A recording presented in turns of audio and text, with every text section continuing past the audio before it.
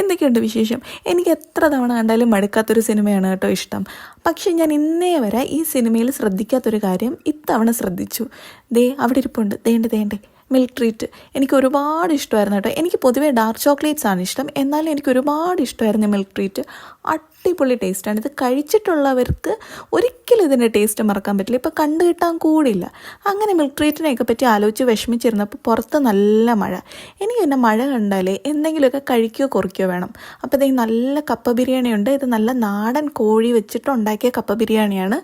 അപ്പോൾ കപ്പ ബിരിയാണിയൊക്കെ കഴിച്ച് പ്രഭാത ഭക്ഷണം കുശാലായി. ഉച്ചയ്ക്ക് ഇത്രയും മീൻ കിട്ടിയില്ലെങ്കിൽ ചോറിറങ്ങാത്ത 2 വ്യക്തികളാണ് കേട്ടോ എൻ്റെ വീട്ടിലുള്ളത്. ഒന്ന് ഞാൻ, രണ്ടാമത് ദേ ഇരിക്കുന്ന മുതൽ. ഇതിൻ്റെ മുഖം കണ്ടിട്ട് എങ്ങനെയാ മീൻ മേടിച്ച് കൊടുക്കാതിരിക്കുക. അങ്ങനെ ഞാനും അച്ഛനും കൂടെ വർക്കല റെയിൽവേ സ്റ്റേഷൻ്റെ അടുത്തുള്ള സീ ഫിഷിലോട്ട് പോയി കേട്ടോ. ഇവിടുത്തെ പ്രത്യേകത, ഇവർ നന്നായിട്ട് മീൻ വെട്ടി വൃത്തിയാക്കി തരും. പിന്നെ ഒരുപാട് ടൈപ്പ് മീനുണ്ട്. ഈ മുതലിനാണെങ്കിൽ കഷ്ണം മീനേ ഇഷ്ടമുള്ളൂ. ചെറിയ മീനൊന്നും എൻ്റെ കൊച്ചിന് ഇറങ്ങത്തില്ല. അവിടെ ചെന്ന് നോക്കിയപ്പോൾ കേരച്ചൂരയുടെ തല ഇരിക്കുന്നെങ്കിൽ അത് മേടിച്ചില്ല. കാരണം രാമായണ മാസം ആയതുകൊണ്ട് അമ്മ മീൻ കഴിക്കത്തില്ല. എനിക്കാണെങ്കിൽ മീൻ തല കഴിക്കുമ്പോൾ കമ്പനിക്കൊരാൾ വേണം. അങ്ങനെ നോക്കി നിന്നപ്പോൾ ഒരുപാട് ടൈപ്പ് മീൻ ഇരിക്കുന്നു. പിന്നെ എനിക്ക് ഫേവറേറ്റ് ആയിട്ടുള്ള കൊഞ്ച് മേടിച്ചു. 1 കിലോ കൊഞ്ച് മേടിച്ചു. പിന്നെ ബ്രിട്ടോയ്ക്ക് എനിക്കും കൂടെ കഴിക്കാനായിട്ട് ഒരു 2 കിലോ കേരച്ചൂരയും കൂടെ മേടിച്ചു കേട്ടോ.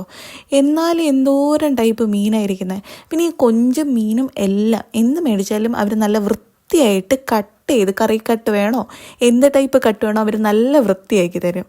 അങ്ങനെ മീനൊക്കെ മേടിച്ച് ഹാപ്പി ആയിട്ട് വീട്ടിൽ പോയി.